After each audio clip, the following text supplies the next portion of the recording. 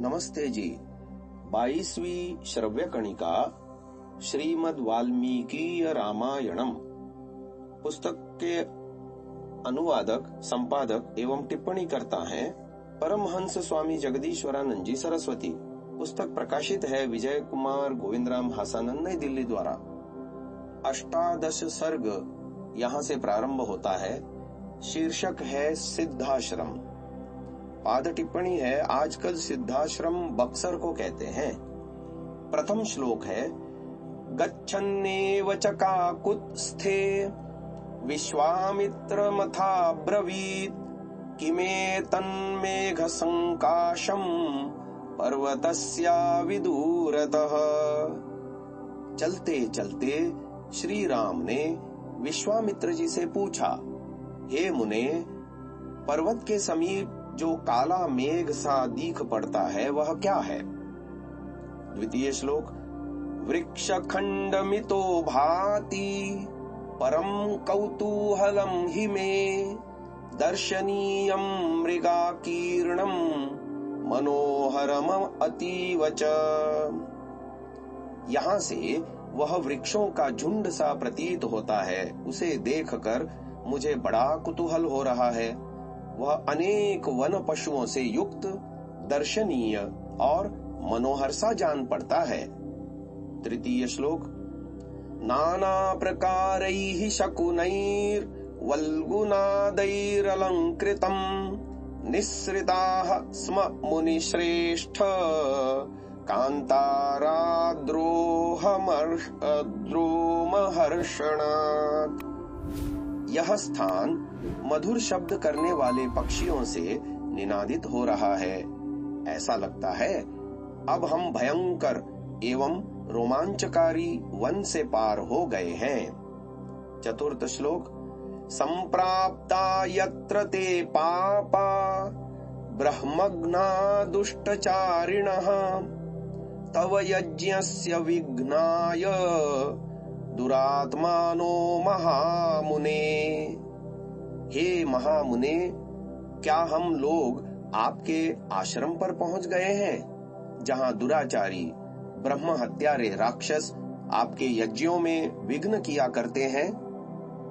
पांचवा श्लोक अथ तस्या प्रमेयस्य तद्वनम परिपृच्छतः विश्वामित्रो महातेजा व्याख्यातुमपचक्रमे।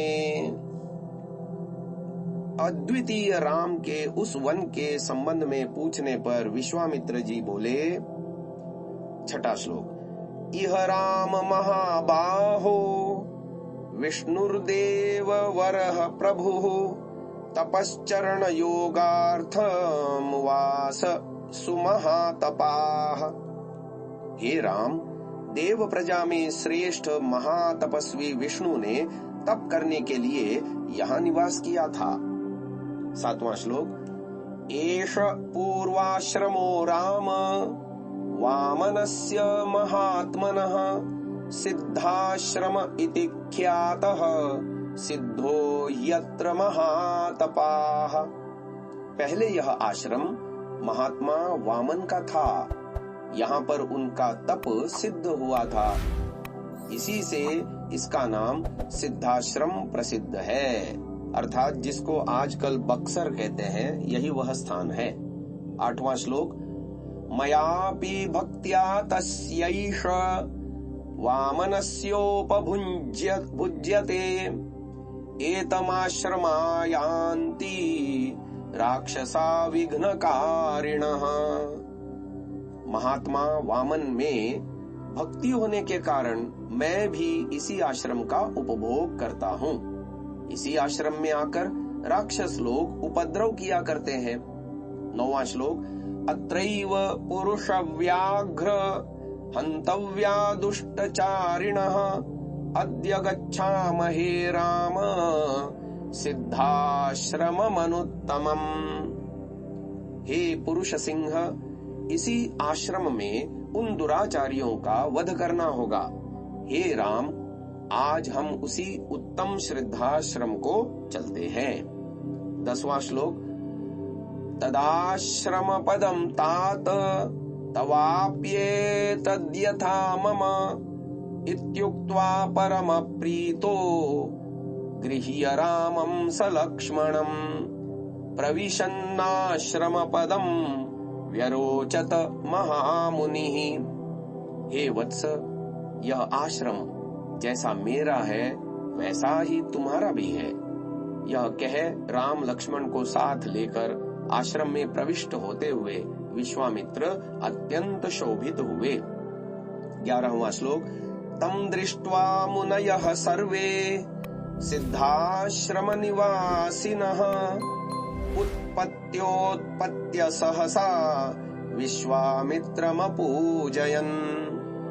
विश्वामित्र जी को देख सिद्धाश्रम वासियों ने उठकर उनका स्वागत किया। 12वां श्लोक। यथार्हं चक्रिरे पूजां विश्वामित्राय धीमते तथैव राजपुत्राभ्याम अकुर्वन् अतिथि क्रियाम्। जिस प्रकार आश्रम वासियों ने विश्वामित्र का सम्मान किया, उसी प्रकार उन्होंने राजकुमारों का भी आतिथ्य सत्कार किया। 13वां श्लोक। मुहूर्तमथ विश्रान्तौ राजपुत्रावरिन्दमौ प्राञ्जलि मुनिशार्दूलमूचतु रघुनन्दनौ। थोड़ी देर विश्राम कर शत्रुहंता दोनों राजकुमारों ने हाथ जोड़कर विश्वामित्र जी से कहा। 14वां श्लोक।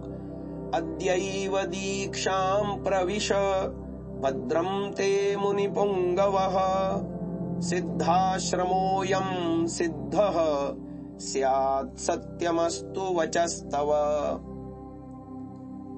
14वां श्लोक था। आपका मंगल हो, आप आज ही यज्ञ आरंभ कर दीजिए। यह सिद्ध आश्रम है, इसका नाम सार्थक हो और आपका वचन सत्य हो। अब 15वां श्लोक।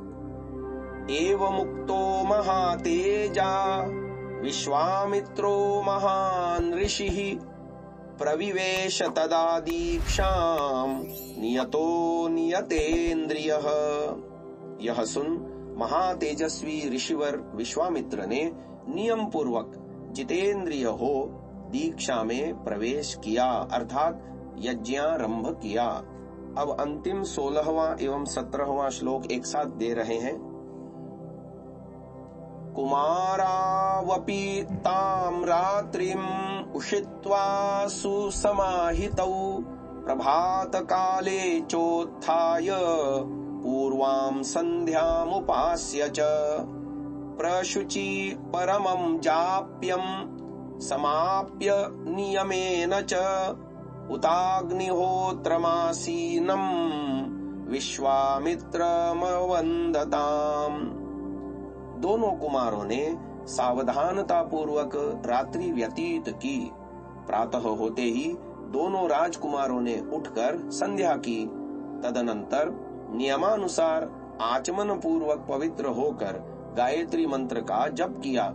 फिर अग्निहोत्र करके आसन पर विराजमान विश्वामित्र जी को प्रणाम किया। यहाँ पर 18वां सर्ग समाप्त होता है। 19वां सर्ग आने वाली श्रव्य कणिका में हम आपको सुनाएंगे। इसे यहीं विराम देते हैं। ओम।